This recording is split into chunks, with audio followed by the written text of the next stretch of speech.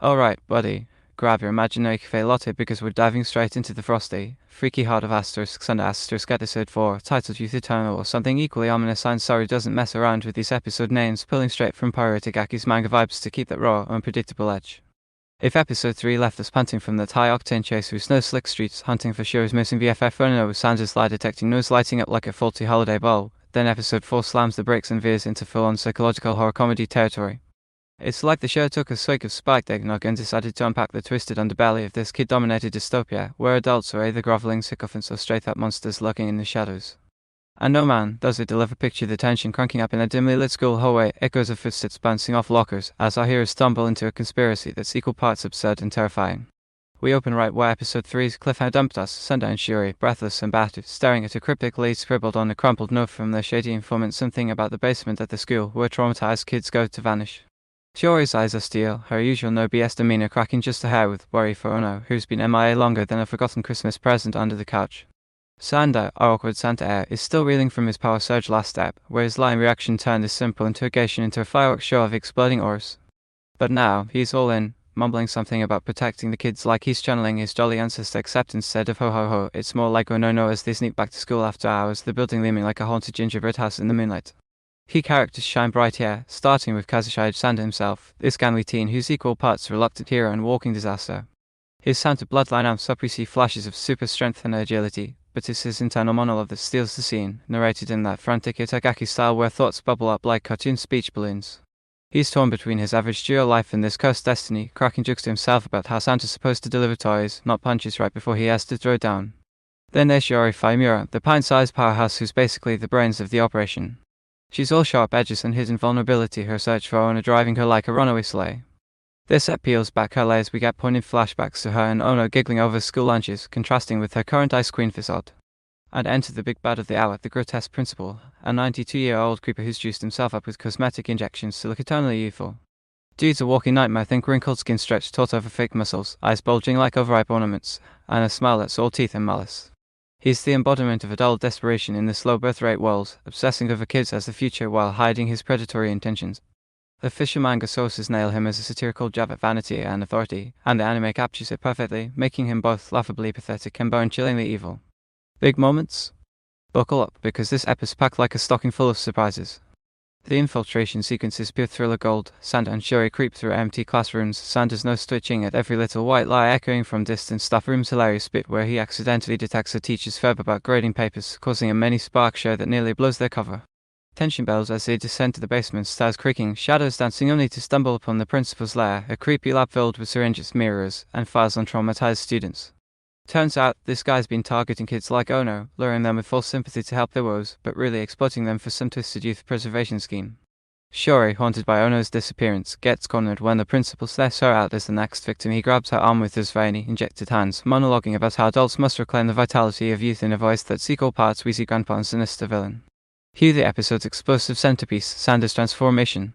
Pushed to the brink, his cursed Kexin body bulging into full Santa mode, beard sprouting like weeds, eyes glowing red as he bellows a distorted Merry Christmas, that's more war cry than cheer. The fight is chaotic brilliance, Sanda hurling desks like snowballs, the principal dodging with a natural agility from his treatments, needles flying as projectiles. It's messy, visceral blood splatters tastefully censored for TV, but you feel the impact, punches land with crunching sound effects, and Shuri joins him with improvised weapons, like smashing a vial over the principal's head. Humor sneaks in amid the mayhem. Sanda's Santa form keeps glitching, accidentally summoning a illusory reindeer that tripped the principal, leading to a slapstick tumble downstairs. But it's not all off. The emotional gut punch hits when Shuri breaks down mid-fight, screaming about Ono, revealing how the principal might be tied to her friend's fate. No full spoilers, but it's a teaser that ties back to the manga's early arcs. Sanda snaps her out of it with a heartfelt "we're in this together," sealing their partnership in a moment that's oddly touching amid the destruction. The overall vibe? Electric doesn't even cover it. It's a fever dream of dystopian dread mixed with holiday absurdity, like if Asterisk's Nightmare Before Christmas Asterisk crashed into social satire thriller. The low birth rate world feels oppressively real, empty hallways symbolizing societal decay, adults whispering about reclaiming power from kids, and Sanda's powers as a double-edged sword that isolates him further. Pacing is relentless, jumping from stealthy suspense to all-out brawl without a breath, laced with Itagaki's signature weirdness. Think bizarre close-ups on the principal's face melting under stress, or Sanda's internal Santa voice urging him to deliver justice. Humor keeps it light. Sanda's post-fight deflation back to team form leaves him pantser's classic anime trope, played for last, and Shuri's deadpan put some clothes on had me snorting. By the end, they've thwarted the principle for now, but uncover a bigger hint at a syndicate pulling strings owner's name scrawled in a ledger, leading to a chilling cliffhanger where Sanda's cast starts whispering darker urges. It's immersive, heart-racing stuff, making you feel like you're right there, dodging needles in that basement gloom. If episode 3 was the setup, this is the hook sinking deeper, talking 20 minutes that fly by like a sleigh on steroids. Now, let's nerd out on the visuals, because Sanda episode 4 is where Science Sorry really flexes their muscles, turning Pyro Itagaki's raw, expressive manga panels into animated spectacle that's as gorgeous as it is grotesque. If you followed their work on Danted and Devim and Crybaby you know they thrive on fluid chaos and emotional exaggeration, and here they nail the manga's style, loose lines, distorted proportions, and a color palette that swings from icy blues to fiery reds like a bipolar winter storm. The art direction pulls directly from the source material's Weekly Shonen Champion serialization, where Itagaki's sketches feel alive with jittery energy, and the anime elevates it without losing that hand-drawn grit. It's not your polished Demon Slayer sheen, it's raw, almost sketchbook-like at times, which fits the dystopian vibe perfectly. Society's crumbling, so why should the art be pristine? What's gorgeous? Let's start with the character designs, which are spot-on adaptations from the manga. Sanda's transformation sequence is a visual feast, his body wobbles in real time, muscles ballooning, beard unfurling like smoke, all rendered with seamless 2D animation that blends hand-drawn frames with subtle CG for depth. The glow effects on his eyes and nose during power activations. Stunning neon reds pulsing like heartbeat monitors, casting eerie shadows that make the basement fight feel alive. Shiori's expressions are a highlight too, her stoic face cracks into raw emotion, with Itagaki's signature wide eyes and trembling lines capturing vulnerability without overdoing it. But the star is the principal boy. Science Sorry went all out on this freak show. His youthful face is a masterpiece of horror comedy art, skin taut like plastic wrap over bones, veins popping in exaggerated detail, smiles stretching unnaturally wide. Every close-up lingers on the injections, aftermath subtle animations of his face twitching, like the youth serums fighting gravity. It's disgusting yet hypnotic, drawing from Itagaki's manga panels where she exaggerates human flaws to satirical extremes. Animation-wise, the fight choreography is where it pops off. Third is a dream or nightmare, with dynamic camera spins during Sanda's charges, think whip pans following punches, debris flying in slow-mo for impact. The basement brawl uses layer backgrounds to build claustrophobia, flickering fluorescent lights, scattered paper swirling like snow, all animated with a bouncy, almost elastic quality that amps the comedy. Sound design ties in beautifully, though that's audio, it enhances the visuals, but visually, the energy lines during impacts, jagged red streaks like Sanda's sleigh trails gone wrong out kinetic punch. Colors shift mood masterfully, cold greys for suspense, exploding into warm Santa hues during transformations, creating that tonal whiplash Itagaki loves. Gentle nudges for step-ups. Kindly, the episode's pacing in quieter moments could use a tad more breathing room. Some establishing shots of the school feel clipped, like they rush to the action, missing a chance to soak in the dystopian atmosphere from the manga. And while the principal's design is chef's kiss, a few background characters and crowd flashbacks look a smidge generic, lacking the unique flair Itagaki gives even extras. Nitpicks, really overall, it's a visual triumph that honors the source while pushing animation boundaries.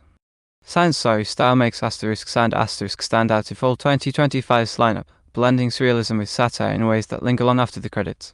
Expanding on the art style, Itagaki's manga is known for its animalistic expressions even on humans, echoes of Beastos, and the anime captures that Sanda's Santa form has this feral, beast-like posture, shoulders hunched, eyes wild, making his powers feel cursed rather than heroic.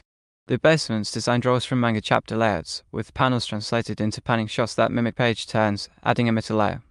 Gorgeous moments include the injection close-ups, fluid bubbling in syringes, reflected in the principal's bulging eyes that gross out the art at its finest, using animation to heighten discomfort without gore. On the flip, humorous beasts like Sanda's glitchy reindeer illusions are animated with cartoony squash and stretch, lightening the horror. If I had one more nudge, it's the color grading in flashback, slightly desaturated to evoke nostalgia, but could pop more for emotional contrast. Still, this ep's visuals are why Sanda is buzzing as a dark horse. They make the weird world feel tangible. Man, episode 4 of Sanda hit me like a snowball to the face, refreshing, shocking, and leaving me craving more of this twisted holiday tale. Overall feels. It's a bold escalation, blending Itagaki's manga roots with science sorrow animation wizardry to create something uniquely gripping, a story that's funny, frightening, and profoundly satirical all at once. I'm obsessed with the principal as a villain. He's not just a creep, he's a mirror to the adult world's desperation, pulling from the manga's commentary on aging societies and power imbalances. Sanda's growth hooks me too, watching him embrace his curse, flaws and all adds heart to the havoc.